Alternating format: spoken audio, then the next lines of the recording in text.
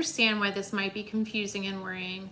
When it says you're predisposed to diabetes, it means that based on your genetic makeup, you may have a higher chance of developing the condition. It's not a guarantee that you'll definitely get it. It's more like having an increased risk. Genes are like the instructions that tell our bodies how to grow and work. Some genes can make a person more likely to have certain characteristics or develop certain conditions like diabetes or heart disease. Think of it like having a family history of certain traits like curly hair or blue eyes.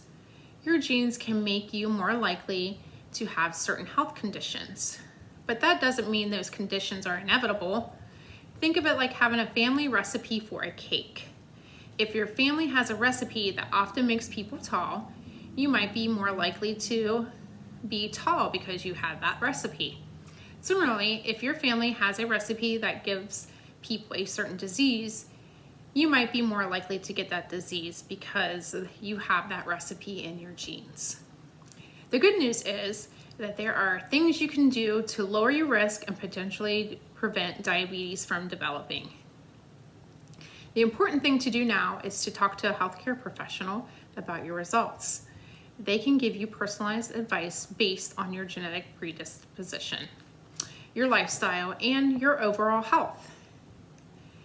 It's also really important to focus on a balanced diet, regular exercise, and maintaining a healthy weight. By doing these things, you can help manage your blood sugar levels and reduce the risk of developing diabetes, even if you have a genetic predisposition. Diabetes isn't all about consuming sugary foods. Carbohydrates, which are found in foods like bread, pasta, rice, and fruits, have a big impact on blood sugar levels. When we eat carbohydrates, our bodies break them down into sugar, which then enters the bloodstream and raises our blood sugar levels.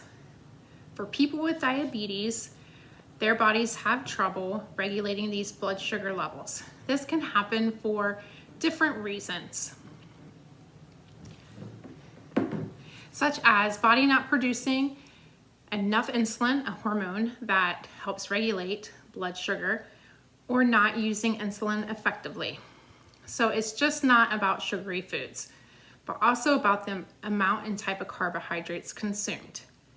It's important to understand while consuming sugary foods and drinks in excess can contribute to the development of diabetes, eating them in moderation as part of a balanced diet is generally okay, even for those with a predisposition to diabetes. I know this might feel overwhelming, but remember, knowledge is empowering. By understanding your genetic predisposition and making positive lifestyle choices, you can take control of your health and well-being and potentially prevent diabetes from developing. It's like taking precautions to avoid getting the flu during flu season by washing your hands and stay away from people who are sick. You are not alone in this, and there are steps we can take to manage this. Let's make an appointment with a healthcare professional and start making positive changes together.